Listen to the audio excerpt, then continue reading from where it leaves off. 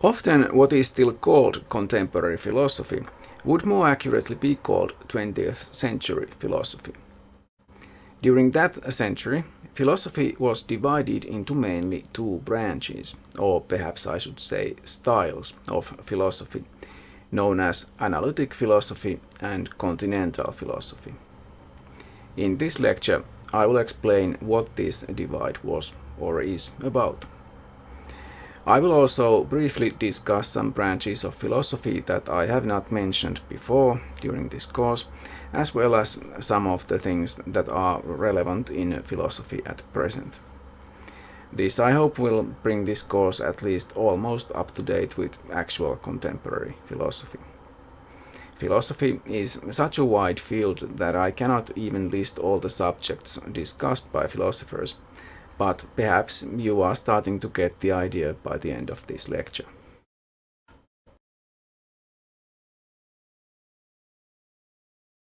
Continental philosophy is so called because it is seen in contrast to analytic philosophy, which quickly became dominant in the British Isles. The new styles of philosophy originating on the continent were thus seen in contrast to that of the British Isles. Analytic philosophy also became mainstream in Nordic countries, and I believe is now pretty much the mainstream in academic philosophy everywhere. It is the style of philosophy I am more familiar with, and its focus is on formal logic, mathematics and science, especially natural science. Some of the big names in analytic philosophy are Gottlob Frege, Bertrand Russell, G.E. Moore, and Ludwig Wittgenstein. Continental philosophy is an umbrella term for many different philosophical movements that originated in France and Germany. These movements have spread all over the world as well, but unless I am mistaken, do not represent the mainstream in academic philosophy anywhere. Their influence may be more significant outside academic philosophy, strictly speaking, both in other academic fields and in educated conversations outside the academic world. The subjects of these discussions involve society, history, politics, freedom, and attempts to tie all the aforementioned together. It may be of some interest to you that the only Finnish language philosophy magazine is published by the Finnish Society for European Philosophy, where I take European to mean continental.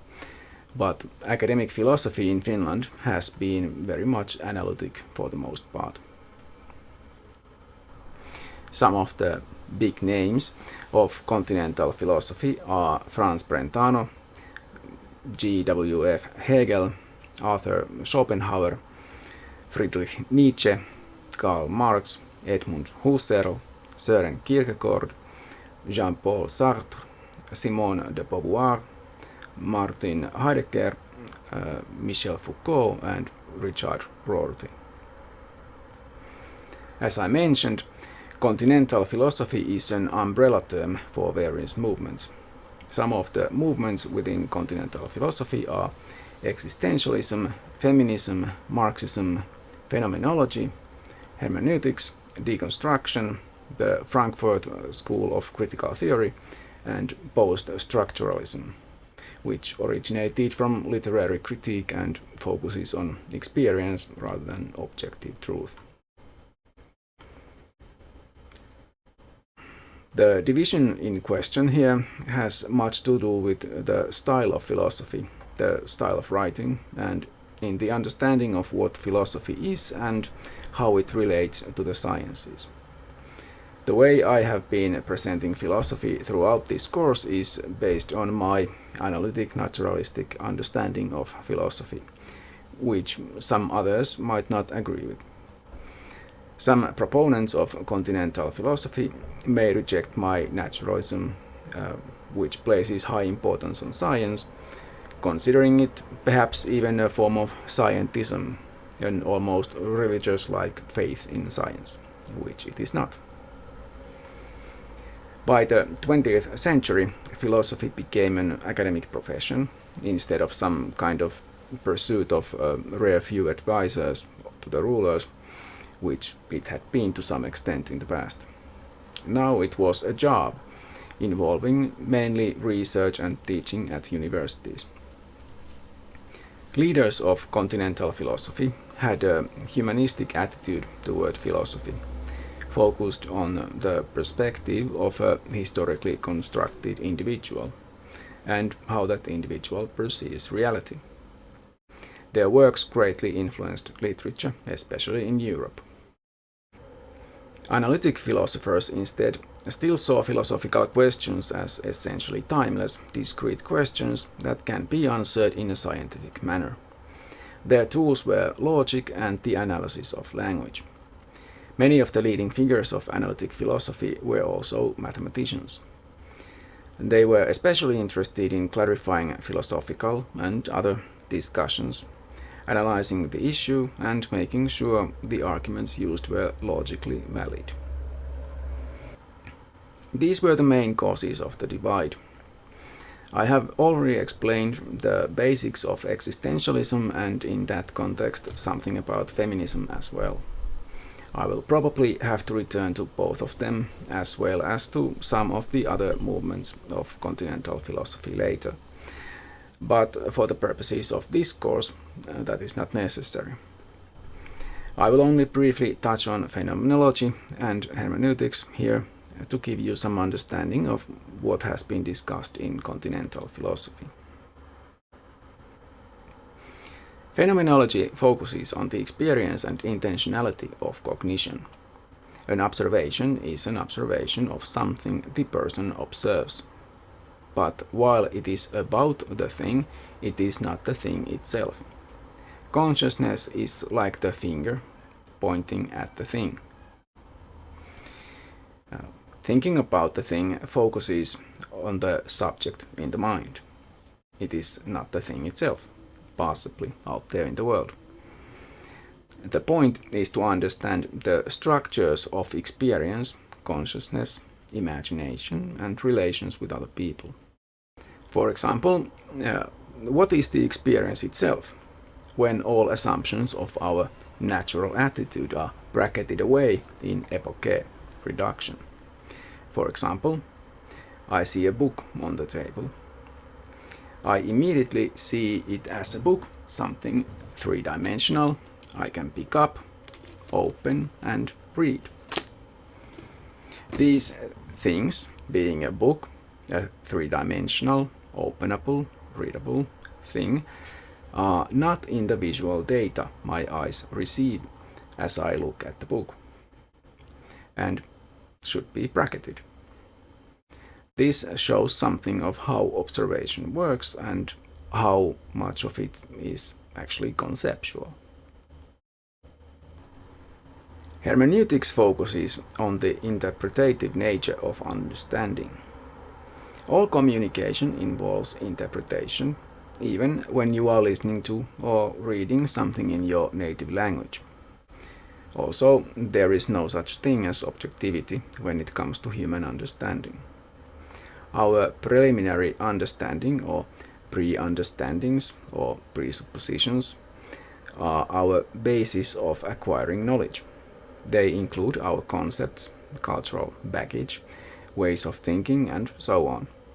We improve on all that in the process of a hermeneutic circle or spiral, where we incorporate new knowledge with the old into our whole understanding of the thing, gaining new insights into what we thought we knew. Even reading a book again is different to reading it the first time, as you now have a deeper understanding of it, and this affects your next experience reading it. There is no real starting point or an end point in this spiral or circle. I have already covered the most important branches of philosophy during this course, but there are many others. For example, pretty much every field of science has also a dedicated philosophy of that science nowadays, while general philosophy of science is still also a thing. But there are also some more fundamental subjects of philosophy that have long histories within philosophy that I want to address now in hopes of providing you with a more comprehensive understanding of philosophy. Art seems to be one of the things that are characteristically human, in that long before civilization or writing, humans were creating works of art. For that reason alone, art and aesthetics deserve to be studied philosophically by asking fundamental questions like, what is art? What is a work of art? What isn't? Art is often connected to beauty, but what is beauty? What is the purpose of art, if any? Does a piece of art have to be beautiful? A work of art can be considered a material object, an idea in the mind of the artist and or the audience, or a copy of a metaphysical idea that is not itself in this world at all. Or art can be thought of as just a matter of social convention or contract. There are probably other views as well. How would you answer those questions? Let me know in the comments below. What exactly is history? In the academic discipline of history, it would be defined as stories about the past, clearly pointing out that the past and history are two separate things.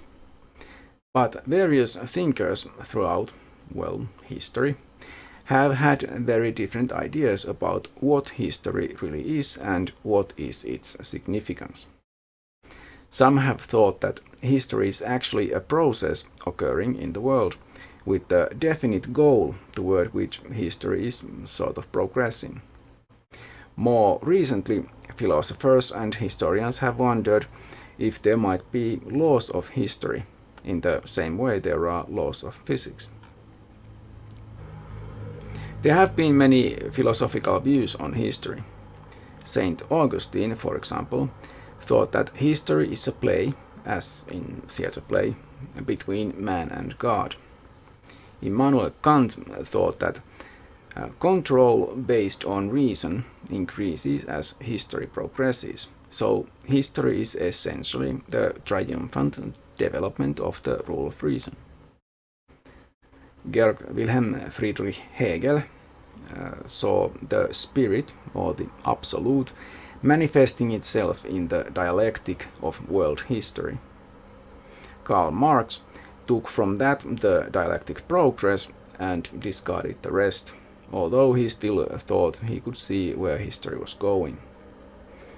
Oswald Spengler saw civilization going through the same stages as living organisms.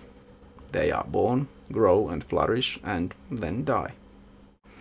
More recently, the political scientist Francis Fukuyama claimed in 1992 that history has ended as liberal democracy and free market capitalism have won, and so nothing new will develop anymore in the fields of political theory and economics, as humanity has reached its final stage in those regards. His claims were a bit premature, one might say.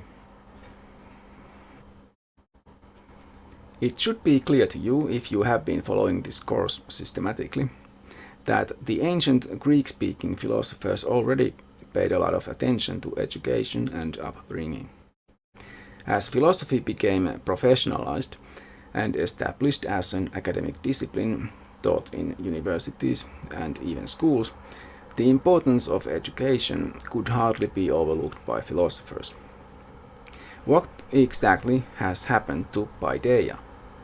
Who is educating the new generations in our societies? And how exactly are they doing it? What values are being taught? What is the purpose of education? Education is a way of transferring cultural heritage, of creating citizens who are able to participate in society. It develops the minds of the students, allows the individual to flourish. It is important to eradicate obstacles to growth and development. Many philosophers work in education, hopefully trying to influence how the education system works. One of the things that are considered hallmarks of humanity is religion. There are signs of religion in prehistoric archaeological sites, although not all that is ritualistic is religious. And not all that is called ritualistic is really necessarily even that. Defining religion is itself a difficult task, and philosophers of religion have to come up with their own definitions, as even the field of comparative religion doesn't have a single universally accepted definition. Other tasks philosophers of religion take up are analyzing religious and theological concepts like God, holy, or salvation, as well as the rational or other justifications of religious belief. They also try to make sense of the nature of religious language more generally. The rise of the nones and nuns, the religiously non-affiliated and the non-religious, and of secularism in general, especially in the West, has made this branch of philosophy very relevant in the 21st century. Even in the US, which had been an exception to the general rule, young generations are becoming less and less religious. Much of this, no doubt, is due to the internet being able to disseminate information about such things as philosophy of religion. There are powerful organizations, as well as the huge power of cultural conservatism, trying to stop this phenomenon of secularization.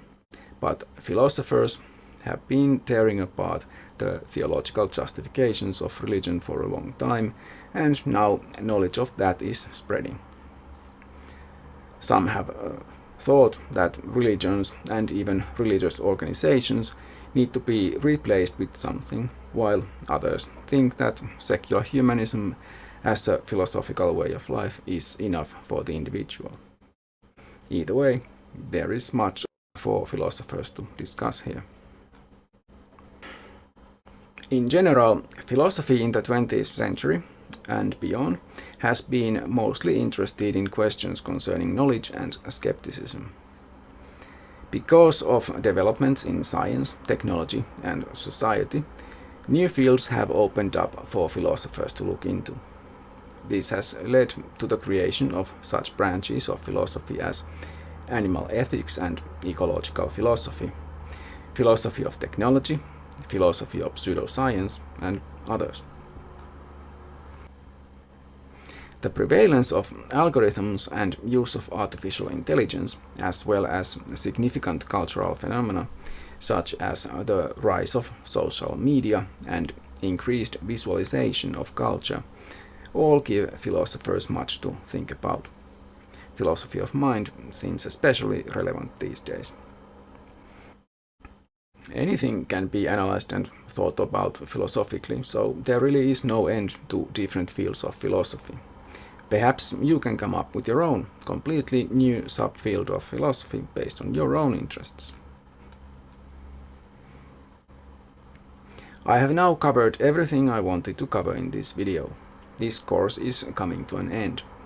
I will finish by very briefly going over the history of philosophy in the next section. I don't yet know how many videos that will take. If you want to be notified when I publish new videos, you need to turn on the notifications by clicking the bell. That's all for now. Bye! If you wish to support my channel, please click thumbs up, subscribe, and share my videos. Any comments on the videos would also be welcome.